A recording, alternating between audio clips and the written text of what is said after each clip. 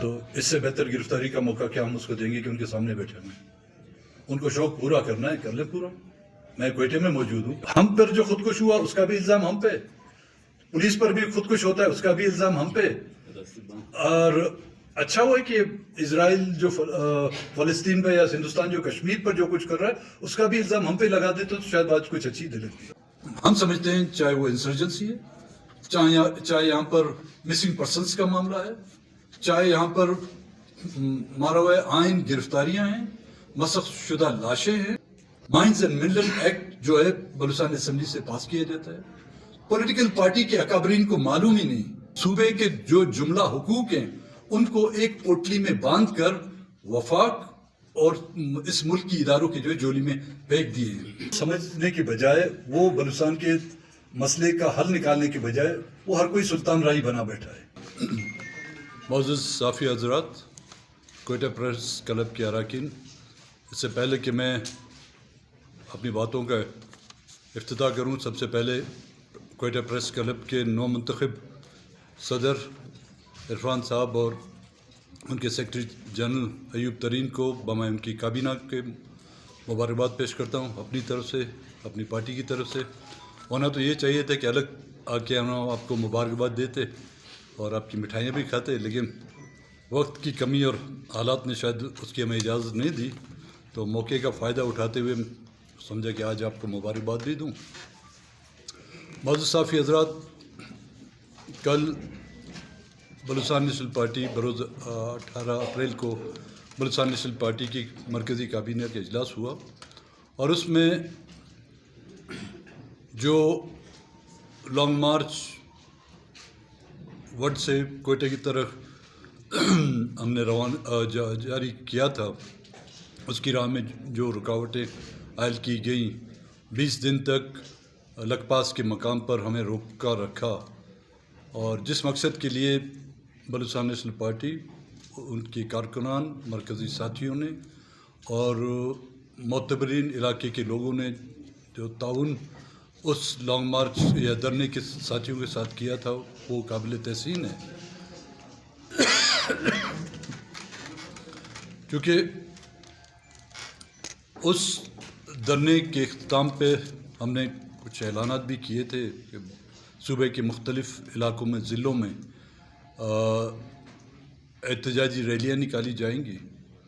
کل ان تمام باتوں کا، ان تمام واقعات کا باریک بینی سے جائزہ لینے کے بعد، نہ کہ صرف یہ ایک مسئلہ تھا بلکہ اور بھی کئی مسائل زیر بحث آئے، جس میں آپ کے بلوچستان کی مخدوش صورتحال، نام نہاد جو جمہوریت کے لبادے میں جو احکامات یا اقدامات یا فیصلے کیے جا رہے ہیں، بلوچستان اور خیبر پختونخوا سندھ کے مائنز اینڈ منرل ایکٹ 2025 کے جو ایکٹ پاس کیے گئے وہ بھی زیر غور آیا. 6 کینال کا جو مسئلہ ہے وہ بھی زیر غور آیا. ملک میں زرعی ٹیکس آباد زمینوں پر لگائے گئے، مگر بلوچستان میں ستم ظریف یہ ہے کہ ہمارے باغات اور بنجر زمینوں پر بھی وہ ٹیکس لاگو کیے گئے ہیں. اس کے علاوہ پارٹی کی مرکزی جو کابینہ ہے، اس میں تنظیم سازی کے مسائل بھی زیر غور آئے. لانگ مارچ جو 28 مارچ کو ہم نے وڈ سے جس کا افتتاح کیا تھا، اور میں اس تفصیل میں نہیں جاؤں گا کہ کس طرح، کیونکہ کئی بار آپ پریس کلب کے دوستوں کے ساتھ لک پاس کے مقام پر اس کی تفصیل ہم نے بیان کی کہ کس طریقے سے ہمیں روکا گیا، کون کون سی جو رکاوٹیں ہمارے سامنے لائی گئیں، اس کے باوجود جس انداز میں لوگوں کی اس میں شرکت، اور 20 دن تک سردی، گرمی، عید کا دن، کئی جمعے بھی ہم نے وہاں پہ گزارے، اس کے باوجود لوگوں کا اس انداز میں اس میں شرکت کرنا میرے خیال میں خود ہماری اس موقف کی تائید اور ہماری کامیابی کی دلیل دیتا ہے. لیکن اس کے باوجود بھی موجودہ حکومت جس سے یہ مطالبات ہم کرتے آ رہے تھے کہ جو خواتین ہیں یا BYC کی جو اراکین ہیں ان میں مارنگ بلوچ، بیبو بلوچ، گلزادی، سخت اللہ شاہ جی اور سمیدین تو جو بیبر بلوچ، ہمارے BNP کے جو کارکن ہیں ماسٹر عبدالحلیم، اور کئی سیاسی کارکنوں کو جو ہے 3 MPO کے تحت پابند سلاسل کیا گیا ہے۔ ماروائے قانون ان کی گرفتاری کی جو عمل میں لائی گئی ہے۔ معاملہ پھر گیا عدالتوں میں، ہماری لیگل ٹیم بھی عدالتوں میں پہنچی، اور آپ نے خود دیکھا ہوگا، آپ کی جو میڈیا کی جو ٹیم ہے انہوں نے بھی اس فیصلوں کا جائزہ لیا ہوگا۔ مارن کی پٹیشنر جو تھی اس کیس میں، اس کی بہن تھی نادیہ بلوچ، جس نے 22 مارچ کو یا 24 مارچ کو انہوں نے پٹیشن داخل کی، اور ایک ہی پیشی اس کی ہوتی ہے، ہیئرنگ ہوتی ہے 10 اپریل کو۔ اس میں جو بینچ ہے نمبر 1 وہ ان سے ایفیڈیوٹ کا مطالبہ کرتی ہے کہ ایک ایفیڈیوٹ لکھ کر آپ لائیں، تو اس کے بعد جو ہے ہم اس کارروائی کو آگے لائیں گے۔ باوجود اس کے کہ انہوں نے، ان کے وکلاؤں نے ان سے جا کے وہ ایفیڈیوٹ بھی سائن کرایا، اور وہ فیصلہ جو محفوظ تھا غیر محفوظوں کے ہاتھوں جب چلا گیا، 4 دن کے بعد جب اس کی فیصلہ سنایا گیا، پھر گیند ایک بار پھر ہوم ڈپارٹمنٹ کی طرف پھینکی گئی۔ اسی نوعیت کا ایک دوسرا کیس جو بینچ نمبر 2 میں دائر کیا گیا تھا، کھانسی کا کیا نام تھا؟ نہیں وہ جو کھانسی تھے، رؤف قاسم کے 2 بیٹے تھے، ان پر بھی ایلیگیشن یہی تھی کہ 3 MPO کے تحت BYC کے ممبران کے ساتھ انہوں نے تعاون کیا یا ان کو پناہ دیے۔ بینچ نمبر 2 اس MPO کو جو 3 MPO کو جو خارج کرتی ہے۔ ایک ہی بلڈنگ، 2 مختلف کمرے، ایک میں چیف جسٹس بیٹھے ہوئے ہیں، دوسرے جج بیٹھے ہوئے ہیں، سیم ایلیگیشن، ایک ہی نوعیت کا کیس، لیکن ایک میں جو ہے ریلیف ملتا ہے، دوسرے میں ریلیف نہیں ملتا۔ تو یہ اس عدالتی نظام پر جو ایک سیاہ دھبا ہے، اور اس کے باوجود جو دوسرے ہمارے کارکنان تھے جن کو 71 کے قریب تھے، جن کو 100 کے قریب، 70 ہمارے ہیں، باقی دوسری پارٹیوں سے ہیں، ان پر بھی یہ 3 MPO کے تحت کیس لگائے گئے تھے۔ اور کل جب اس کی ہیئرنگ ہوئی بینچ نمبر 1 کے سامنے، تو ہمارے وکلاؤں نے، ساجد ترین، ہمارے جو جواد صاحب ہیں، انہوں نے جب اس پر آرگیو کیا، اور کورٹ کے سامنے، ججز کے سامنے اور کوئی دلیل تھی نہیں، تو یہی کیس انہوں نے بینچ نمبر 2 کی طرف بھجوا دیا ہے۔ اب یہ جگ ہسائی سے تو بات بہت آگے جا چکی ہے۔ عدالتیں میں جب انصاف مہیا نہیں ہوگا، عدالتیں بھی نالے کی اس طرف دیکھتی رہیں گی، تو لوگوں کے پاس اور کوئی چارہ ہے ہی نہیں کہ وہ مزاحمت کی سیاست کریں۔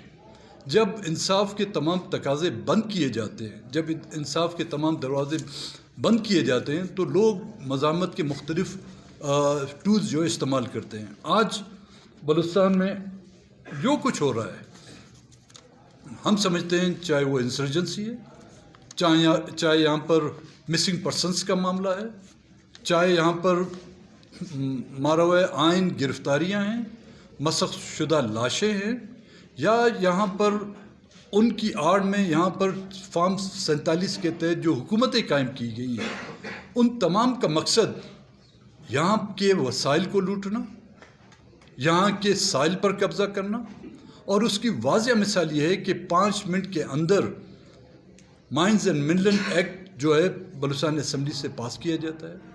پولیٹیکل پارٹی کے اکابرین کو معلوم ہی نہیں، ان کی سیاسی قیادت کو معلوم نہیں کہ یہ ایکٹ کیا ہے، لیکن اس ایکٹ کو پاس کیا جاتا ہے۔ وہی ایکٹ جو ہے آج خیبر پختونخوا کی اسمبلیوں میں جو زیر بحث ہے، کئی دنوں سے زیر بحث چلا آ رہا ہے، کیونکہ وہاں پر منتخب اراکین ہیں، وہ لوگ جو منتخب ہو کے آئے ہیں. یہاں پر ایسے لوگوں کو، ایسی قوتوں نے ان کو منتخب کر کے لایا ہے جو ان کی ڈگڈگی پر ناچ اور گانے بجاتے ہیں. تو کہنے کا مقصد یہ تھا کہ نہ عدالتوں سے ریلیف مل رہا ہے لوگوں کو، نہ ہی حکومتوں سے ریلیف مل رہا ہے. اب اور مائنز اینڈ منرل ایکٹ کے علاوہ جو ایک پی پی ایل کی جو ایکسٹینڈ دی گئی ہے قدرتی گیس اور تیل کے حوالے سے، 2015 سے یہ معاملہ جو ہے پینڈنگ چلا آ رہا ہے. کئی حکومتیں یہاں پہ آئی ہیں، میرے خیال میں 2015 سے آپ دیکھیں تو 3 حکومتیں تبدیل ہو گئی، یہ 4تھی حکومت ہے. ان تینوں حکومتوں نے اس کو منظوری نہیں دی. نگراں حکومت جب یہاں پر قائم ہوئی انوار الحق کی اس میں جب ان کو وزیر اعظم بنایا گیا، تو میں نے اس وقت بھی یہ کہا تھا کہ کیئر ٹیکر نہیں، انڈر ٹیکر. لوگوں نے ہماری بات کا جو مذاق اڑایا کہ اس کا مطلب کیا ہے انڈر ٹیکر. انڈر ٹیکر وہ ہوتا ہے جو گورکھن ہوتے ہیں، جو قبریں کھودتے ہیں. اور اس حکومت نے ایک قبر نہیں، بلوچستان کے لوگوں کی حقوقی کی کئی قبریں کھودی ہیں. جنوری میں 29 جنوری 2024 کو منظوری دینے کی جو ہدایت دی جاتی ہے، معاملہ ECC کو بھجوایا جاتا ہے. اور اس کے بعد فیصلے کا اختیار جو ہے نا اس وقت کی جو نگراں حکومت ہے وہ اختیار کرتی ہے. حالانکہ 18ویں ترمیم کے آرٹیکل 172 کو دیکھیں آپ، قدرتی وسائل اور تیل اور گیس میں جو ہے حصہ وفاق اور صوبے کا جو مساوی ہے. لیکن ابھی اس صوبائی حکومت نے اس ایگریمنٹ کو جو 2015 سے پینڈنگ تھا اس کو سائن کر کے نہ کہ صرف 18ویں ترمیم کی خلاف ورزی کی ہے، بلکہ صوبے کے جو جملہ حقوق ہیں ان کو ایک پوٹلی میں باندھ کر وفاق اور اس ملک کی اداروں کی جو جولی میں پھینک دیے ہیں. اب وہ سیاسی پارٹیاں جو اپنے آپ کو 18ویں ترمیم کی جو ہے خالق کہلاتی ہیں، یہ ان کے لیے بھی ایک سوالیہ نشان ہے کہ ان کی پارٹی اگر اس صوبے میں ان کی پارٹی کی حکومت ہے، ان کی پارٹی نے جو ہے نا 18ویں ترمیم کی تابوت میں جو کیل ٹھوکی ہے. وہ نہ کہ صرف مائنز اینڈ منرل ایکٹ کے تحت بلکہ پی پی ایل کی جو ایکسٹینشن ہے سوئی گیس کے حوالے سے، اس کو ایکسٹینشن دے کر 18ویں ترمیم کی کو جو ہے نا انہوں نے ایک آخری کیل ٹھوک دی اس میں. تو اس معاملات کو سامنے رکھتے ہوئے بلوچستان نیشنل پارٹی نے وہ جو ہمارے ریلیاں جو بدستور جاری رہیں گی، اس کے علاوہ 23 اپریل کو خضار میں ایک احتجاجی جلسہ منعقد کیا جائے گا. 25 اپریل کو گوادر میں ایک جلسہ منعقد کیا جائے گا. 27 اپریل کو پنجگور میں جلسہ منعقد کیا جائے گا. 29 اپریل کو نوشکی اور کوئٹہ میں جو ہے 2 مئی کو احتجاجی جلسہ جو منعقد کیا جائے گا. ان تمام صورتحال کا جائزہ لیتے ہوئے پارٹی اس نتیجے پر پہنچی ہے کہ اب بغیر جمہوری مزاحمت کے بلوچستان نیشنل پارٹی کے پاس اور کوئی چارہ نہیں رہا. اور یہ مزاحمت ہم روز اول سے کرتے آ رہے ہیں، اور ہم سمجھتے ہیں بلوچستان نیشنل پارٹی یہ اس بات پر حق بجانب ہے کہ جب تک کہ اہل بلوچستان، اور میں تمام ان پولیٹیکل پارٹیوں سے بھی گزارش کرتا ہوں، نہ کہ صرف ہم مزاحمتی طریقے چلائیں گے بلکہ لیگل قانونی چارہ جوئی کا بھی ہم حق رکھتے ہیں کہ مائنز اینڈ منرل ایکٹ اور پی پی ایل کی جو ایکسٹینشن کی گئی ہے اس کے حوالے سے ہم آئینی پٹیشن داخل کریں گے اور تمام وہ پولیٹیکل پارٹیاں ہم ان کو بھی اس پر آن بورڈ لینے کی کوشش کریں گے.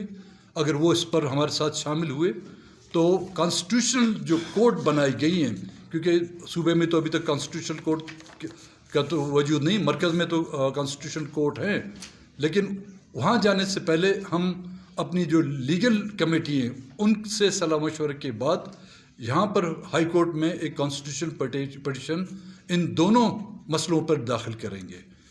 اے پی سی جو لکپاس کے مقام پر بلائی گئی تھی، اس میں تمام وہ پولیٹیکل پارٹیاں جو اس وقت اپوزیشن میں بھی ہیں، کسی طرح حکومت کا حصہ بھی ہیں، وہ اس میں شامل تھیں. اور اب جو قانونی چارہ جوئی کے لیے ہم لوگ جا رہے ہیں، اس کے حوالے سے ان کو دعوت دی بھی جائے گی، ان سے رابطے بھی کیے جائیں گے، اور جو آنا چاہے ہم ان کو موسٹ ویلکم کریں گے. اگر کوئی نہیں آنا چاہتا ہے تو زور زبردستی ہم ان کو نہیں لا سکیں گے. جہاں تک دوسری جو بڑی سیاسی پارٹیوں کا آپ نے ذکر کیا ہوا ہے، they are part of it, اس پورے گیم کا، چاہے وہ آپ کا مائنز اینڈ منرل ایکٹ ہو، چاہے وہ آپ کا پی پی ایل کی جو ایکسٹینشن ہو، یا بلوچستان میں جو موجودہ صورتحال ہے، ماروائے قانون جو گرفتاریاں ہو رہی ہیں وہ اس کا حصہ ہے، اور مسنگ پرسنس میں جو دن پر دن اضافہ ہو رہا ہے وہ اس کا حصہ ہے، اور جو مسخ شدہ لاشیں مختلف علاقوں میں پھینکی جا رہی ہے وہ اس کا حصہ ہے. دیکھیں نا، اس میں صرف ایک پولیٹیکل پارٹی نہیں ہے جو ہم نے فرام ہارسز ماؤتھ سے سنی ہوئی. اس میں تمام وہ پولیٹیکل پارٹیاں شامل ہیں جو اس وقت بلوچستان اسمبلی کا حصہ ہیں، ماں سوائے ہماری پارٹی کے. بی این پی کا ہمارا ایک رکن تھا، وہ اس میں شامل نہیں تھا، باقی تمام پارٹیاں اس میں شامل ہیں. اب یہ ان پارٹی کی مرکزی قیادت پر ڈپینڈ کرتا ہے کہ یہ ان سے غلطی ہے، ان کی کوتاہی ہے، یا کسی اور وجہ سے وہ اس کا حصہ بنی ہیں. تو میرے خیال میں اس کا جواب وہ پولیٹیکل پارٹیاں ہی بہتر انداز میں دے سکتی ہیں. لیکن جو کچھ بھی ہوا ہے، کوئی بھی اس کو ایک اچھی نظر سے نہیں دیکھے گا. اس سے نقصان کسی ایک علاقے کا نہیں ہے، کسی ایک پولیٹیکل پارٹی کا نہیں ہے، یہ پورے بلوچستان کا ہے. اور ہم سب جو بھی پولیٹیکل پارٹیاں ہیں، کسی نہ کسی طرح ہم بلوچستان کے نفع اور نقصان میں جو ہے برابر کے شریک ہیں. دیکھیں، جو پہلا سوال ہے آپ کا ہماری گرفتاری کا، تو اس سے بہتر گرفتاری کا موقع کیا ہم اس کو دیں گے کہ ان کے سامنے بیٹھے ہوئے ہیں. ان کو شوق پورا کرنا ہے، کر لیں پورا. میں کوئٹے میں موجود ہوں، پہلے تو لکپاس میں تھا، شاید ان کی 4x4 گاڑی جو ہے وہاں پہ چڑھنے میں ان کو تکلیف یا دشواری ہو رہی تھی. اب تو ایک سائیکل پہ بھی آ کے یہاں سے پریس کلب سے نہ سی ایم ہاؤس اتنا دور ہے، نہ گورنرز ہاؤس، نہ سیکریٹریٹ اتنی دور ہے، وہ اپنا شوق پورا کر سکتے ہیں. جہاں تک قدوس کے دور میں کرپشن کے الزامات لگائے جا رہے ہیں،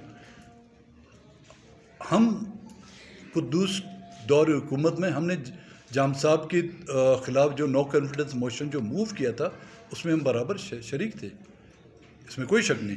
لیکن قدوس جب چیف منسٹر بنا تو اس کو منتخب کرنے میں ہمارا ایک ووٹ بھی استعمال نہیں ہوا ہے. پی ایس ڈی پی جو ہر ایک صوبائی ممبر کا حق بنتا ہے، لیکن یہ بدقسمتی ہے کہ یہاں پر اپوزیشن کا وہ حق ہمیشہ مارا جاتا ہے. اور وہ پی ایس ڈی پی میں جو اسکیمات دیے گئی ہیں وہ صرف بی این پی کو نہیں دیے گئے، تمام سیاسی پارٹیاں جو اس وقت حکومت کا حصہ تھیں ان کو بھی مل رہی تھی، ان کو قدر زیادہ مل رہا تھا پی ایس ڈی پی، اور جو اپوزیشن میں تھے ان کو بھی وہ حصہ مل رہا تھا. اگر کسی ان ڈیولپمنٹ کی اسکیموں میں کسی ایک رکن پر بھی کوئی ایک ٹیڑی پیسہ بھی ثابت ہے، عدالتیں ان کی ہیں. 3 ایم پی او کے تحت وہ گرفتار کر سکتے ہیں، نیب کے تحت بھی وہ ہمیں گرفتار کر سکتے ہیں. اگر ہوتا تو وہ ہمارے چاچے یا مامے نہیں لگتے جو ہمیں بخش دیا جاتا. دیکھیں، میرے خیال میں بلوچستان کی تاریخ میں، اور نہ صرف بلوچستان کی بلکہ پاکستان کی تاریخ میں، ایسے بیابان میں ان خطرات میں جو دھرنا دیا گیا وہ بلوچستان نیشنل پارٹی نے دیا ہے. باقی جو دھرنے تھے وہ دن کو لوگوں میں ہوتے تھے، رات کو جو گھروں میں بستروں پہ آرام کرتے تھے، اور ڈرائنگ روموں میں جو ان کی محفلیں سجتی تھی. یہ واحد دھرنائیں جو سنگلاخ پہاڑوں کے دامن میں قائم رہا 20 دن پر.